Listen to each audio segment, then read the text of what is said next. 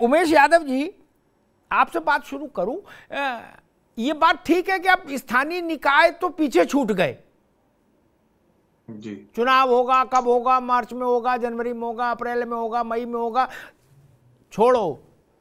अब मसला ये आ गया, बसपा में ऊर्जा आ गई इतनी सर्दी में भी तत्काल, ठीक।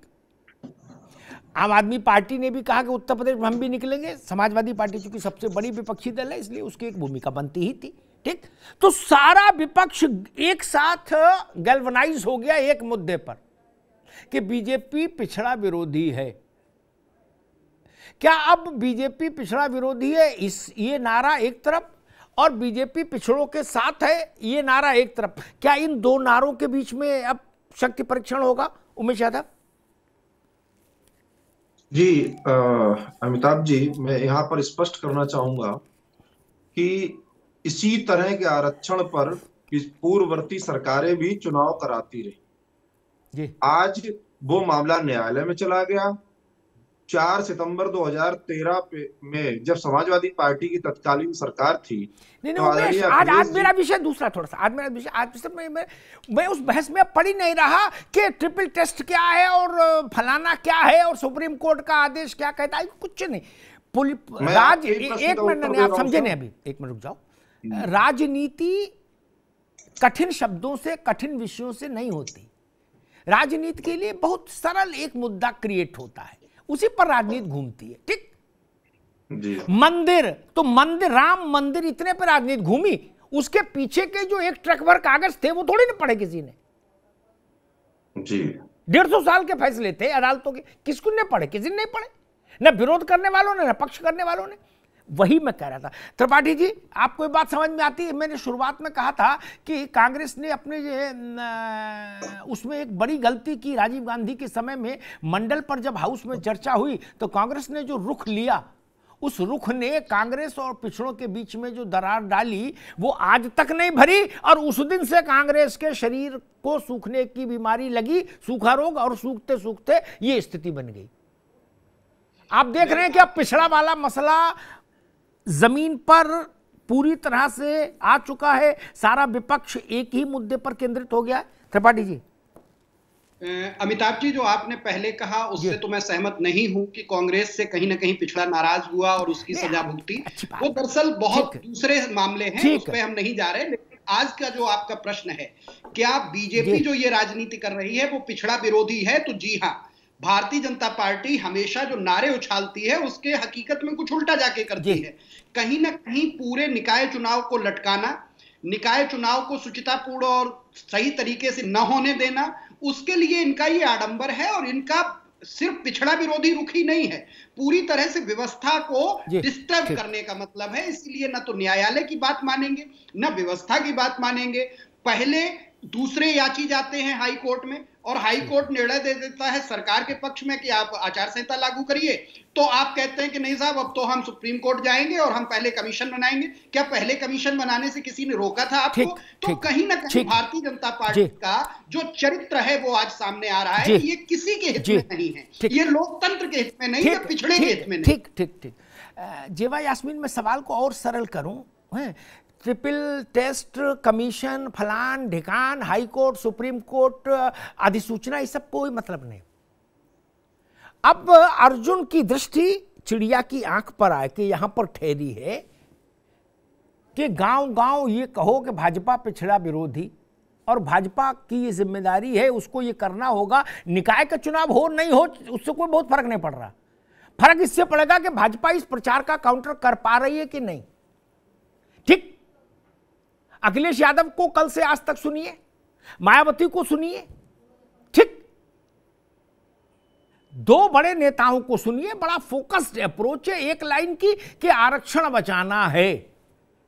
निकाय तो छोड़ो, अब जो निकाय तो गया पीछे, बात आ गई कि आरक्षण बचाओ। ये सीधे अपील करती ना जाके जो लाभान्वित वर्ग होता है उसको, और इस मुद्दे में जान है। ये बात तकी साहब की पार्टी भी समझ गई, तभी उनने कहा कि हम भी आ रहे हैं 2 तारीख से।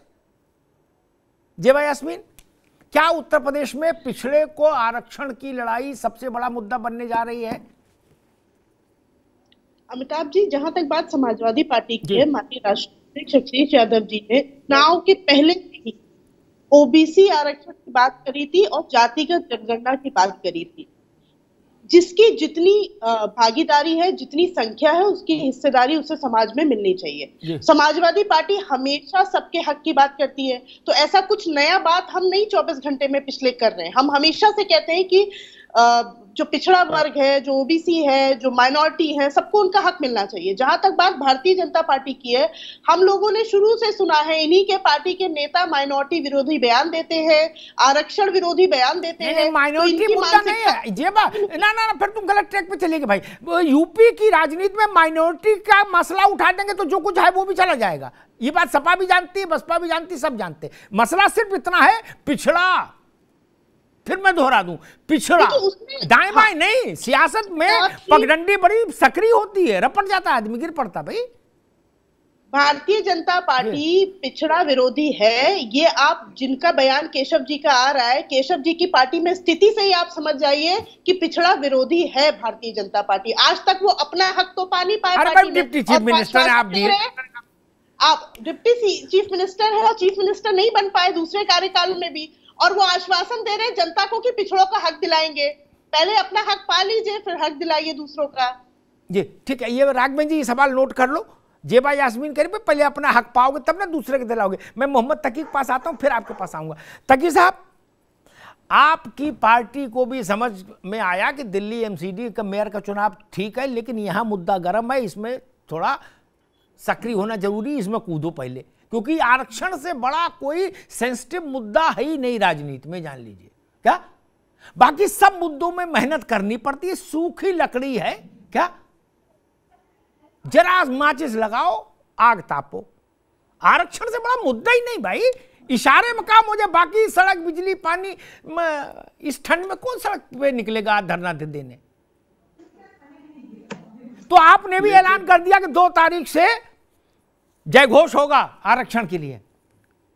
तकी साहब, अमिताभ जी, प्रत्यक्ष को प्रमाण विरोध नहीं होती है, और कई मौके उसमें तो इसमें बीजेपी का चेहरा सामने खिल के निकल आता है जी। और ये वो प्रकरण है जिसके अंदर बीजेपी का चेहरा साफ तौर से सबको दिख गया है।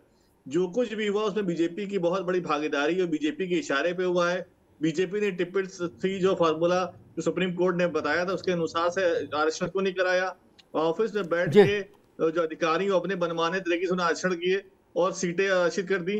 तो जब आप सुप्रीम कोर्ट का बहाना करें, सुप्रीम कोर्ट की बात नहीं मान रहे हैं। अभी हाई कोर्ट ने कहा है कि कराने के लिए कि आप आरक्षण किनारे की चुनाव कराइए, तो कह रहे हाई कोर्ट की बात नहीं मानेंगे, सुप्रीम कोर्ट में जाएंगे। तो भारतीय जनता पार्टी खुद कंफ्यूज है, वो क्लियर नहीं है। उसका जो विरोधी चेहरा है, ओबीसी के विरोधी चेहरा, वो सामने निकल के जनता के सामने आ गया, सबको साफ दिख रहा है। इसमें बहुत बड़ा रोल है बीजेपी का। आम आदमी पार्टी हर जिले में जाके आंदोलन करेगी, लोकतंत्र बचाओ, आरक्षण बचाओ का आंदोलन होगा। ये लोकतंत्र पे खतरा है। बाबा भीमराव समझ गया भैया, समझ गया जी। आम आदमी पार्टी को अभी जन्मे हुए बहुत समय नहीं हुआ, और जब वो जन्मे थे उसके बाद उनकी सोच थोड़ी दूसरी थी। वो कहते थे जात की राजनीति ठीक नहीं, लेकिन अब वो सच्चाई समझ गए कि मुक्ति कहां है, मोक्ष कहां से मिलेगा। तो वो आ गए उसी ट्रैक पर जिस पर सपा है, जिस पर ओम प्रकाश राजभर की पार्टी है, जिस पर बसपा है, कि भैया आरक्षण बचाओ का आंदोलन करेंगे। ये इस आरक्षण की तासीर को समझिए राघवेंद्र बाबू। एक बात कह के, बाकी आपने सबके सुने, उत्तर दीजिएगा।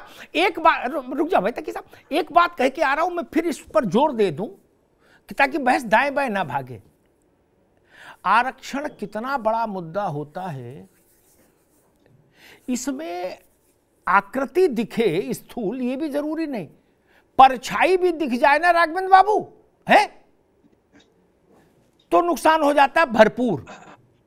बिहार का चुनाव आपको याद होगा, भागवत जी का एक छोटा सा बयान आया तो उन्होंने कहा आरक्षण खत्म कर दो, कहा समीक्षा। लालू जी ने उसको ठीक से इलेक्शन के प्लेटफॉर्म पर पिच किया और भारतीय जनता पार्टी जमीन पे आ गई। तो आपको तो पता कि आरक्षण का मसला कितना खतरनाक होता है राघवेंद्र जी। अब ये सब लोग एक ही मुद्दे पर एक साथ आ गए कि जी उत्तर प्रदेश में आरक्षण बचाव के लिए निकलेंगे।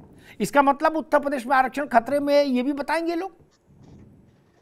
इसकी काट कैसे होगी मित्र राघवेंद्र जी?